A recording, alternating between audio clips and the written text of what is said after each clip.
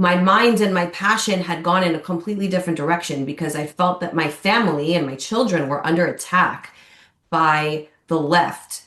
Not just the school closures, but the mandates that were coming down, especially Cal in California. California. Yeah, Yeah, I mean, wow. it was the leader in Ground that. zero.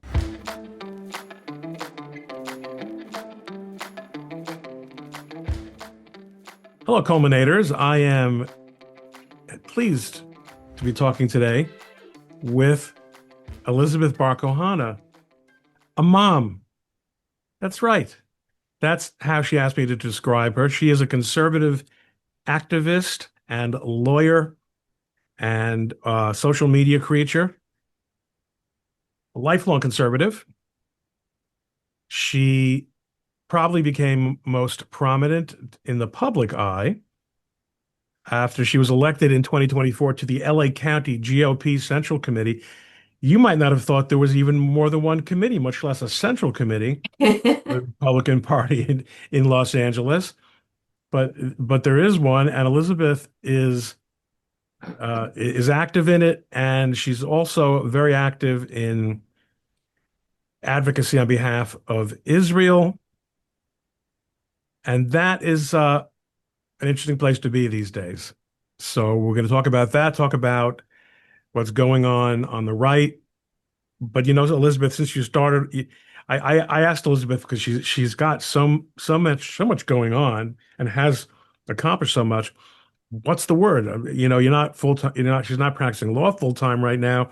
She said, "Yeah, because I'm a mom. That's my main thing." You graduated from UCLA Law, USC. USC Law. Oh, Mhm. in fact, USC is the one I've been. I went to the National Jewish Law Students Association Uh-huh. at USC in, oh, you don't want to know what year. I took a horse and buggy to get there from Chicago, but I've actually UCLA is a completely different creature altogether. You worked for an outstanding law firm. We probably had we seem to have some people in common because you worked in the entertainment area and I used to do IP work. Mhm. And after 17 years in that big old law firm, you said, I think I have another priority. Isn't that weird? Is that something, I mean, is that something that you recommend for other women, for other men? Is there a difference? Well, thank you for that introduction. Is that something I would recommend? It kind of happened. I just started following the open doors and the green lights, and um, thank God I am married to a man. My husband is very supportive, and we weren't reliant on my income to support our family, which obviously had a big impact on this decision. But I already had pulled back from practicing law during the pandemic because the schools closed, and I had at the time three kids. And in 2020, I became pregnant with my fourth, and it wasn't sustainable to keep up my legal practice. And then when I went back to work or tried to go back to work, during that time, it was just so difficult. And regardless, my mind and my passion had gone in a completely different direction because I felt that my family and my children were under attack by the left. Not just the school closures, but the mandates that were coming down, especially Cal in California. California. Yeah, Yeah, I mean, wow. it was the leader in Ground that. zero. Right. So all of my time started to be spent, how do we get the schools open? Once we got the schools open, how did we get the masks off the kids? Once we got the masks off the kids, first outdoors, then indoors, then it became about the vaccine mandate because that was not coming anywhere near my kids. And so um, that's just what all my time was spent on, and I was good at it. I was convincing people. I was activating other people in my community. And it was a lot on social media. That's where I started.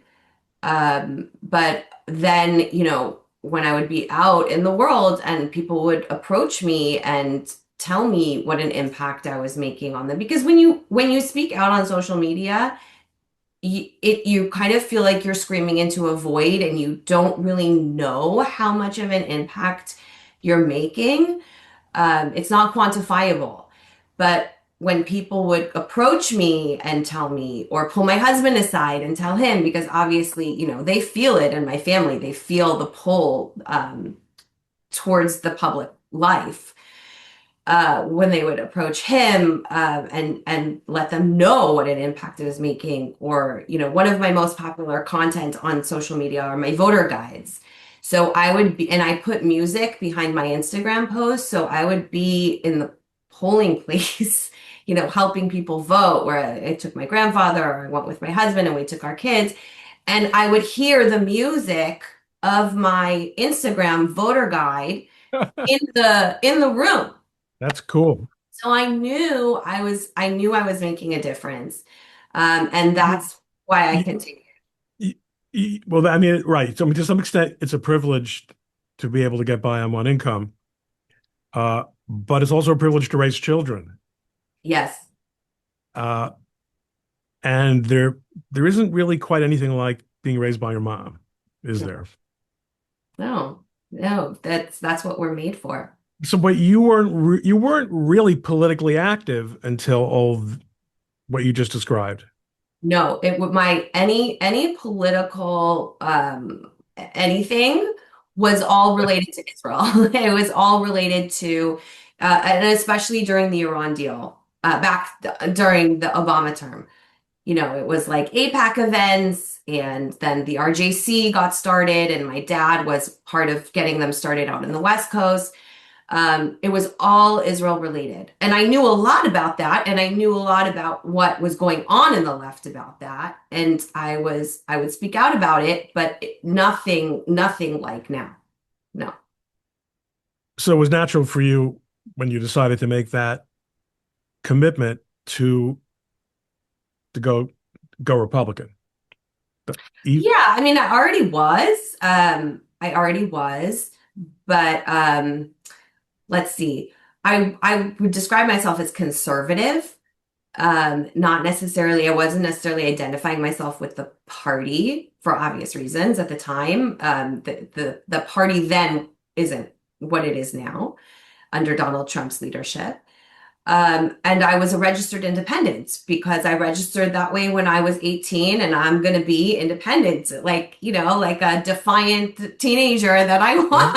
was. Nobody's going to own my vote. And, but I never voted Democrat in any presidential election. And it wasn't until I became active in the party. It was recent that I really started to understand the importance of registration.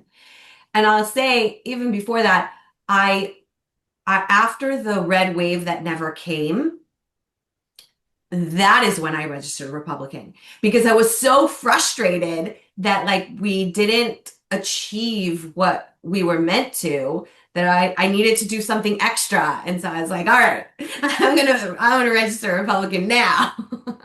But this is really a big. You obviously look. You're a lawyer, and not only are you a lawyer, you're a litigator. Yeah, Litigators are used to effectuating things. yeah. We go out there and get and try to get things done. Yeah. And Strategically. Strategically. strategically, yes, well, yeah, you need to think strategically, but the point is we're not.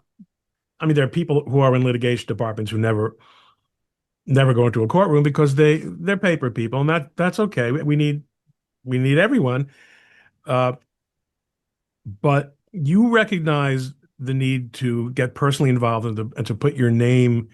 I mean, it, in Los Angeles, to publicly identify as a Republican, it comes with a certain amount of social cost, right? Especially once Donald Trump gets into the picture. Mm, Not in your circles.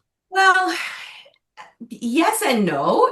So it, not necessarily the Republican part, but the activism against the lockdowns and the mandates, it was definitely a divisive time. It was actually personally horrible. I mean, we had I lost friends. The BLM stuff too. BLM, I don't think a single one of my college or law school friends, my close friend group, maintained relationships with me. Because of your positions Yeah, on the BLM stuff. yeah, BLM, yeah. And then with the mandates, it was very divisive, among my peers. But then at the same time, it forged new relationships and new bonds that are very strong. And I would say there's one friend in particular that I'm thinking of, and at the time when we were going through, the fight over the vaccine mandates in the schools, I thought like I'm going to lose this friend forever. Like we're not going to survive this, but we did. And now her and her husband are voting Republican. So it But was you, it was life but you lesson. must have had the experience that I had, like on Facebook. People who you hadn't necessarily been in touch Yeah. with for a long time, where people would just message you and say, "How could you be a Republican? How could you support Trump? How could a Jewish person support Trump?" How do you answer that? I mean, it's the dumbest question in the world. I just want to hear how do you answer it? How can a Jewish person support Trump? How can a Jewish person support Trump? Well, I would ask it the other way. I mean, you could ask it the other way, Yeah. with even more evidence. So, how can a Jewish person support Trump? You know the Dayenu speech? The Dayenu speech is if he had just recognized Jerusalem as the capital, it would have been enough. If he had only, recognized the Golan Heights, it would have been enough. If he had only done the Abraham Accords, it would have been enough. You can just, if he had only taken out the nuclear capabilities of Iran, that would have been enough.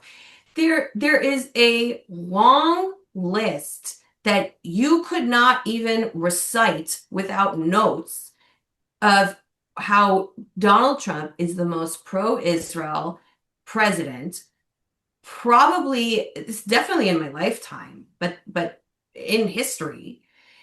And you can see that in the movement for him in the 2024 election in states like New Jersey, where you are, and in New York, and in certain precincts in Los Angeles, in Florida, like where the concentration of Jewish communities are, particularly among immigrant Jewish communities, there has been a massive shift for him.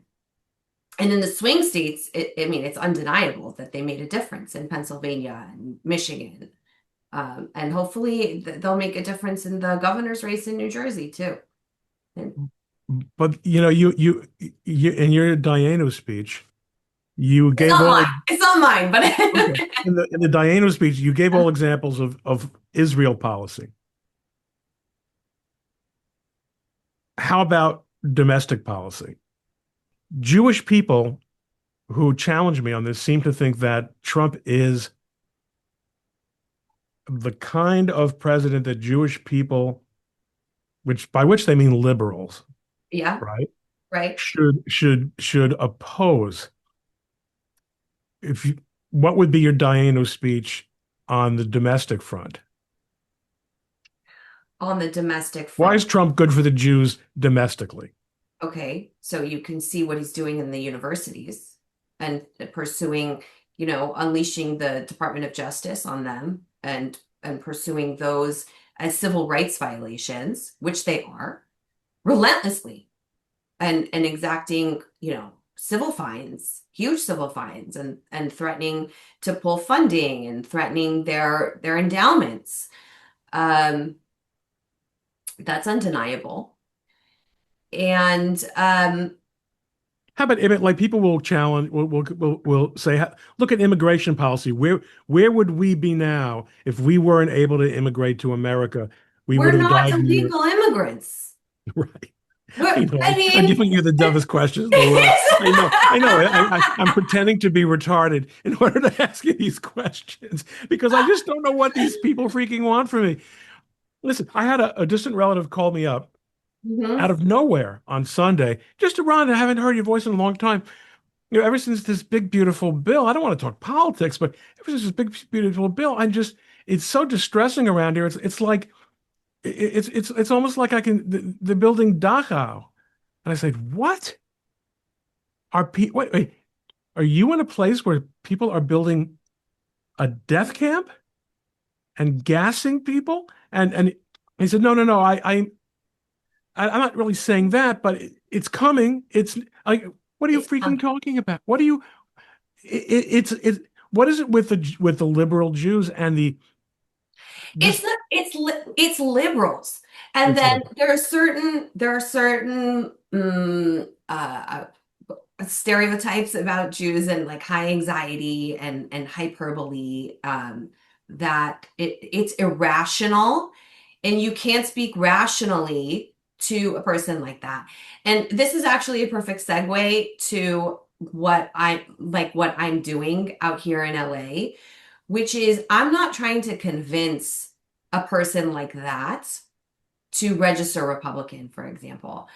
I am talking to the people who are not Republicans or don't necessarily identify with the party, but understand that Donald Trump is good for the country, that he was a better choice than Kamala Harris. And overall, as a party, the candidates, the electeds that we have on our side are better choices. Those are the people that I'm trying to bring in to the party itself. The people who already get it. And why is it that voter registration is so important? I just had this conversation with another guest, and I myself had trouble understanding it, but you're on the ground there, you're Yeah. really in political space. Why indeed is voter registration so important?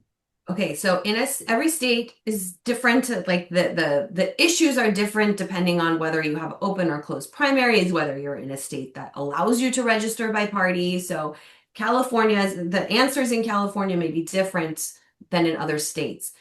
But generally speaking, when you get there's a couple answers. So first of all, people say the most common misunderstanding is like, what does it matter how I'm registered if I ultimately vote for the candidate? Okay. The reason for that is all the work that gets done leading up to the election. The number one data point, the first and often the last data point they're going to look at in a given race is what is the delta between the registered Democrats and the registered Republicans in that particular district or race that you're looking at. And the smaller the delta, the more competitive that race is going to be, the better talent you're going to attract to the district because it's winnable for both sides, and the more resources you're going to attract to that district. So the So premise is, though, right? The premise is that once someone I you're talking about people who are common sense people, or they're not politically active either way.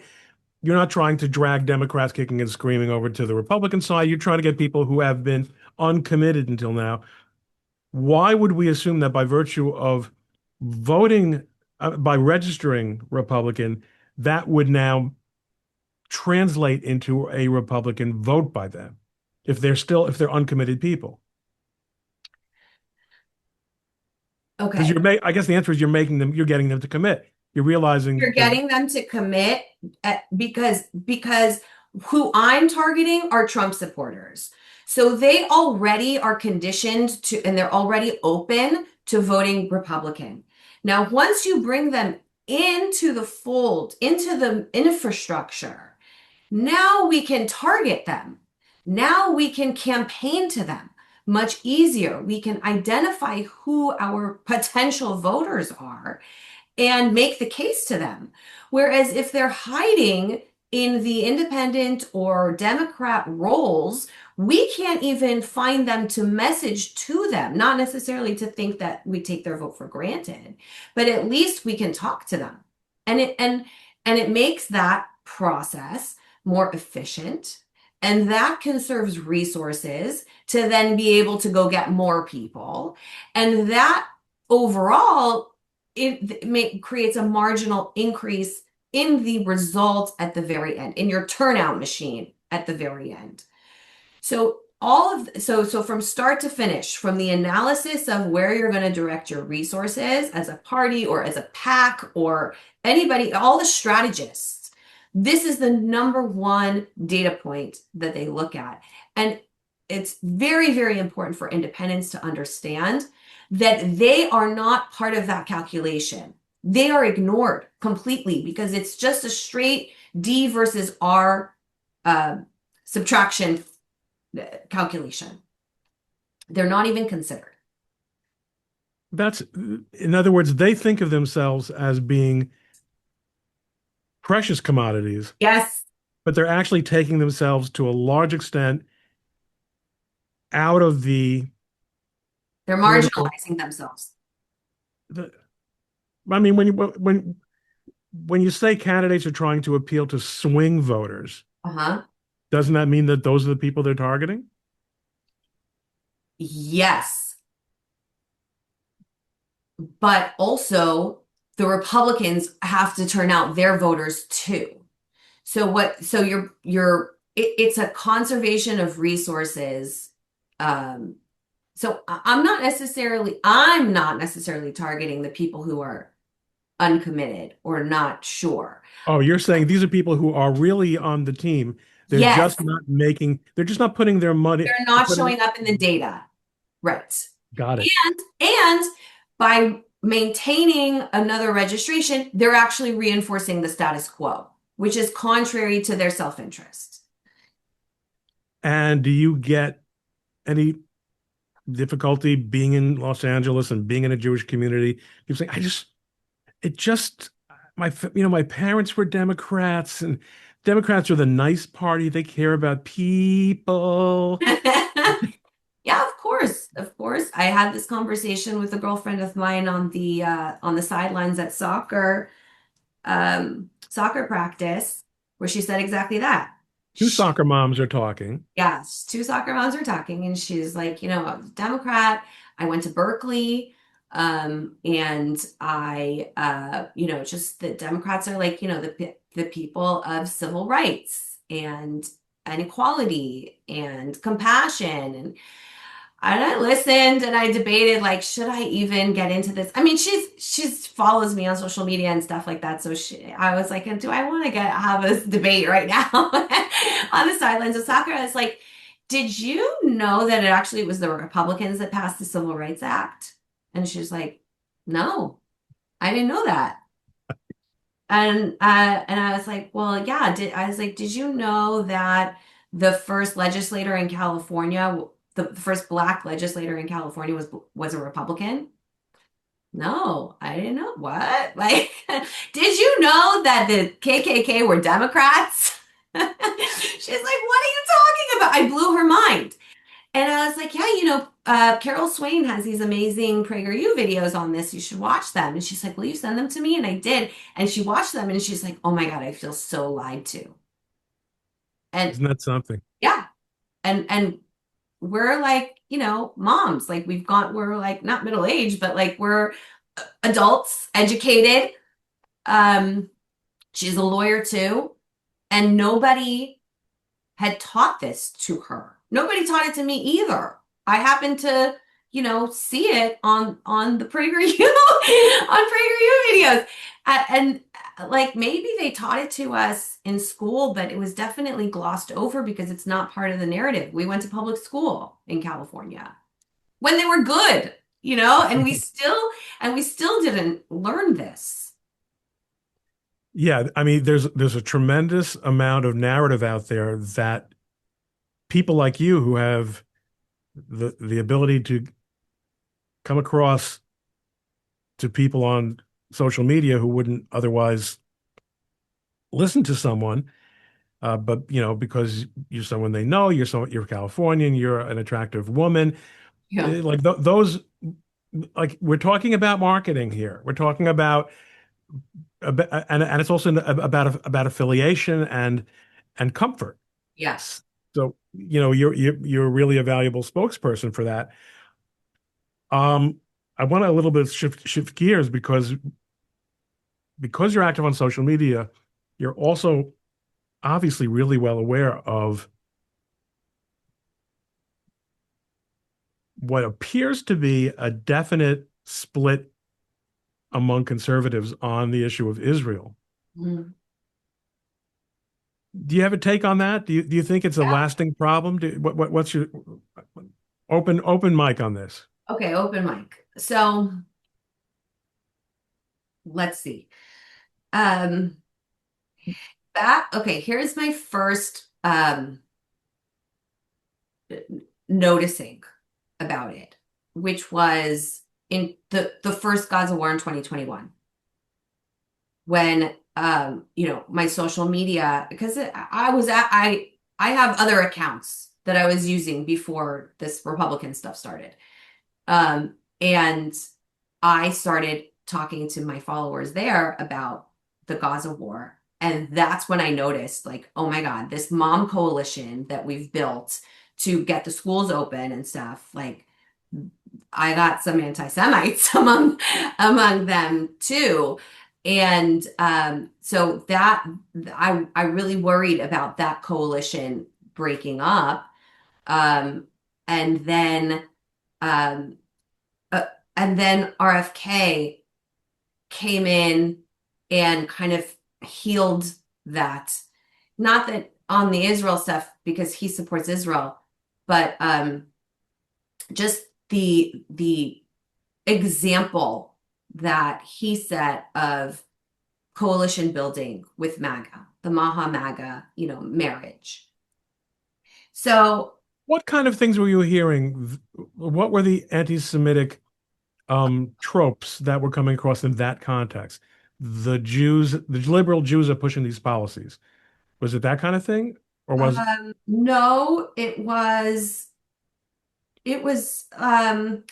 just that the IDF, like, oh, it was Israel stuff? it was Israel. Yeah, Okay, yeah. It I was get it. You don't have to go into the detail. We know those okay. claims, but the point is that it wasn't the classic anti-Semitism as much as the anti-Israel stuff. No. Well, no. Okay, It was, I mean, there was a little bit about that because like Israel really was pushing mandates hard, and true. Yeah. the Pfizer vaccine went to Israel like almost first, and George Soros is Jewish, and like the New World Order, like there was I did notice, of course. Um and then there were people who use Zionist as a pejorative. Um yes. So I noticed it back then. Okay. Now fast forward to October 7th and the reaction to October 7th, um, on both sides. There was some stuff on the right, not like now, but there was some. And I knew that this could be a problem on the right. Forget about the left. Like, that's an unsolvable problem. But I didn't want the right to become that. And I was worried about it. And that was so I went to my first Los Angeles County Republican Party meeting in November. Some of it was for 2023. 2023, correct. Some of that, I mean, there's a lot of coincidences that happened in my life, which I think um, uh, reinforces for me that this is like a calling, that what I'm doing is what I'm supposed to be doing, that there's like a spiritual element to this for me for sure. Um, so this is another example of that where I started like reaching out to people that I knew who were part of the party. And they're like, there's actually a meeting coming up, and it's an open meeting, and they don't always do open meetings. It just happened to be an open meeting. And I was like, okay, can I come? And I did. And so it was October 7th, 2023. Now it's on my mind worrying about, what's going on in the Republican Party on this issue. So November, I show up to a meeting. There were more non-Jews in the room wearing the blue ribbons. I don't think the yellow ribbons were out yet, wearing the blue ribbons and the Israel America flag pin than there were Jews in the room And this is in Los Angeles. This in is Los not in Angeles. some evangelical Right. deep South or, Texas district. This is LA. Yeah. People don't know this. I didn't know this. And there was also that at that time people were starting to take their mezuzahs off the door. I don't know if On you the other side, in other words, on the other hand, right? Jews, On one hand, non-Jews are coming out in strong support of Israel, and on the other hand, right. Jews American. were afraid and they were taking their mezuzahs off the door. There was a woman there in on Central Committee in the meeting who was handing out mezuzah, a non-Jewish woman who was handing out mezuzahs to the non-Jews so that other non-Jews were putting mezuzahs up in solidarity with the Jews so that, so we wouldn't be afraid. In Um, other words, if more houses had mezuzahs, you wouldn't be able to can't identify find the the Jews. Jewish Yeah, house. right, right, right. So that was my first experience at a Republican meeting, and then I also immediately started getting more involved in the Republican Jewish Coalition. And I became, I started going to their events. I became a leader there. And now I was recently appointed as the chair of the subcommittee for Jewish engagement for the entire state of California for the Republican Party. So I know what the needs are, and then the leadership has recognized me as the right person to kind of, work on this. Um, Cool. yeah. But okay, so going back to what's happening online, it is an issue. I think that my personal philosophy is that when you hand anti-Semites more rope, and with enough rope and enough time, they will hang themselves faster than we can figure out how to counter it. Not that we don't do anything, but that the two things are working at the same time. We have to address it, and also they marginalize themselves. Like you can see it with Tucker Carlson, how he has just come, I'm sure you used to watch him on TV when he was in Fox, and like we were like so grateful for his voice on TV at the time.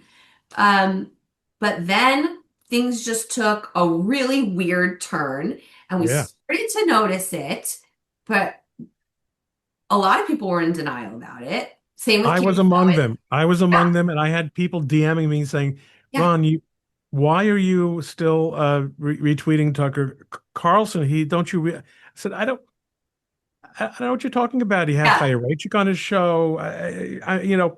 But people are yeah. saying, no, if you start reading between the lines, well, you don't have to read between the lines now. No.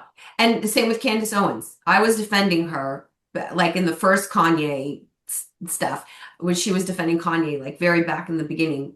And I was the same. But anti-Semitism is a degenerative disease. It gets worse and worse, and it takes over your whole mindset, and you become conspiratorial, and then you sound completely insane to normal people. And that's who and normal people are most people. And so while what's going on online is concerning because some things start online and then they can come into the mainstream. Um, I think that there is a lot of people, most people, even President Trump said, Tucker Carlson, like President Trump gets it, and the people, most of the people, and I would say all of them, there's still some concerns in the administration.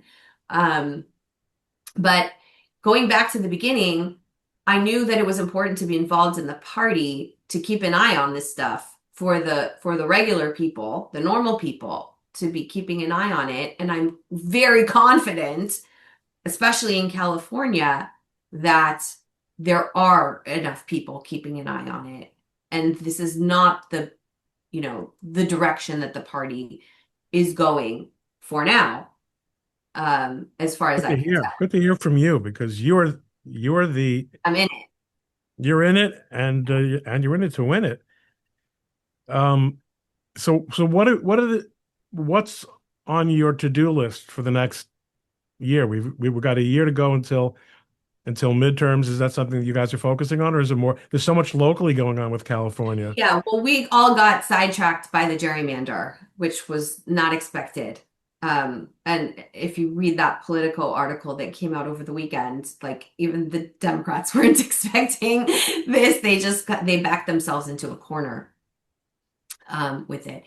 So from now until November 4th, 2025, it is all hands on deck to fight this proposition that they've put on. They've called a special election to further gerrymander California and redraw our districts.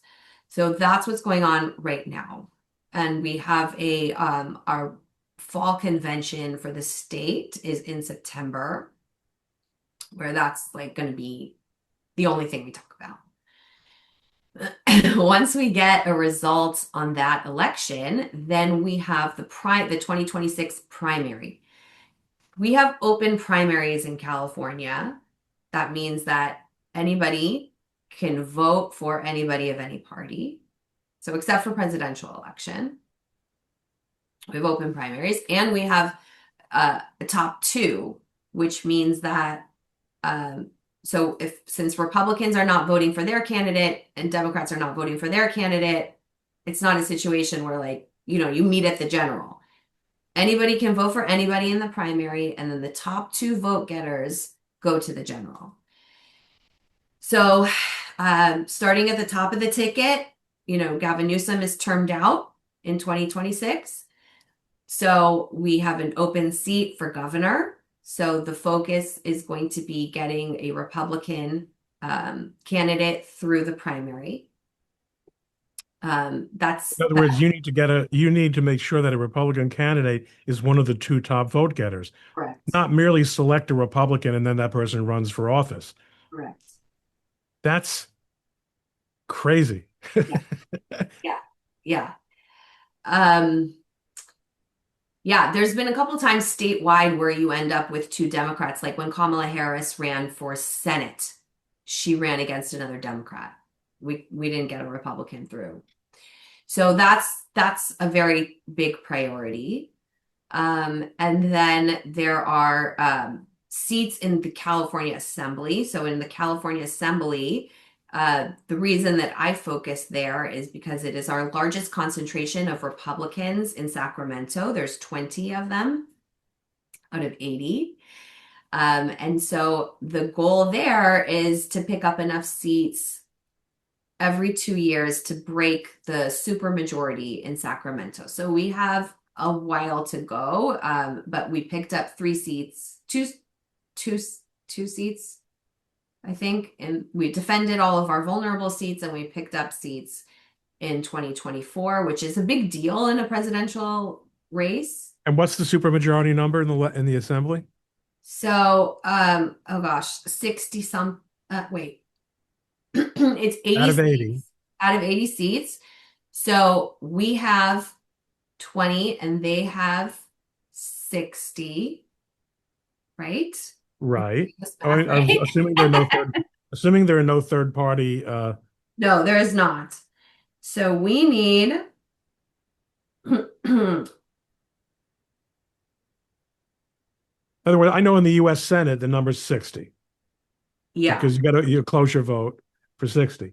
So different, different. So I think we need like 7 more seats. So um so every 2 years we need to keep building the gains. We need to defend all our seats and take more. And then we also have a lot of open seats in my area in West LA for California Senate. And then there's local stuff too. The biggest race locally that we're looking at is um, challenging Karen Bass for mayor in the city of Los Angeles. And we still don't have a candidate because Rick Caruso has frozen the field because he has not made a decision yet about whether he's going to run for governor or mayor of Los Angeles. Can the Republican Party rebuild in California? Or, I mean, I know you're not involved in something that you think is a waste of time, but I, tell me why well, we should be optimistic. okay, so there's more Republicans in California than any other state in the nation, and a lot of money here that ends up getting exported to other states in the country, um, which I say should stop, but other people say there's enough to go around. But okay, at a minimum, we need to start investing in this state. We had, with our independent redistricting commission, the most competitive congressional districts in any state of the nation. Part of that is because we're so large, but also part of that is because we have an independent commission. And they, for the, it's not a perfect system, but they did draw lines in a way that made us competitive, and we need to invest in those races. They're extremely expensive. We have some of the most expensive races here, which is a problem, by the way.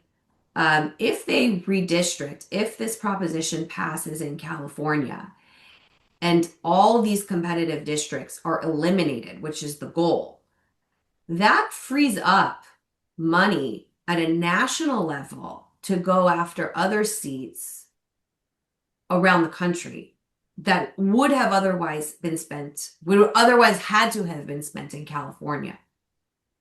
So, as I say, California is everybody's problem. It's not just our problem. It is the front lines, and so everybody needs all hands on deck here. And we have the most number of Republican voters. And LA County, it's such a big county. LA County has the most. It's the largest Republican county party as well. We have over 1 million Republicans here. Orange County is there still that used to be Reagan Country, right? Back in my day. Yeah, and that's a big problem because that went blue several years ago, and that needs to be retaken for sure. There are enclaves there, but it's become pretty blue. It's the women, isn't it, Elizabeth? Liberal women, my generation and older, liberal women are intransigent, and it is really a problem. It is a cultural problem as well. Um, Absolutely. yeah. So What do we do? What do we do? what do we do? Besides having conversations like this and publishing them on the internet for people to be influenced? Well, What is why are the women like this? think Podcast. well, that goes back to several generations of feminism, sexual revolution, abortion, issues that ultimately have led to women becoming less happy, find a vacuum of meaning in their lives, whether it's because religion has been under attack, whether it's because they haven't found fulfillment in their personal lives with their families. Um, they have been, I think, lied to about the ability to do it all, to be able to work and have meaningful, successful careers and also meaningful, successful personal lives. Those two things are incompatible. And a lot of women are too old once they realize that, and they have you know, gotten to a point in their lives where, you know, you can't go back. You can't, the time to have babies is predetermined by God Himself, and you can't go back once that period of time in your life has passed. And so that creates anger, resentment, denial about what the things that are really important, misplaced passion in political activism instead of other things that are much more meaningful. So, I think a rebuilding of certain institutions like religion, like family, and hearing from women like me, even though it's difficult to be out in the public life doing this, and it does take away from family time. You know, my kids are sitting downstairs right now waiting for me. But it's important, and it does have an impact. Well, then I will not take any more of time away from them, but I will thank you for culminating with me on this lovely afternoon. Absolutely. Elizabeth Barcohana, you can find her at her website, elizabethbarcohana.com. Yes. She's on X, she's on Instagram, she's everywhere, and she's going to be more everywhere because she knows what she's talking about and she's thinking about what she's talking about before she says it, which is, a good thing for a lawyer to do after all. Great talking to you, Elizabeth. Thanks, Thank you Ron. very Thanks much. for having me on. It was great. I Have a thank you, great day. Jeremy. So long.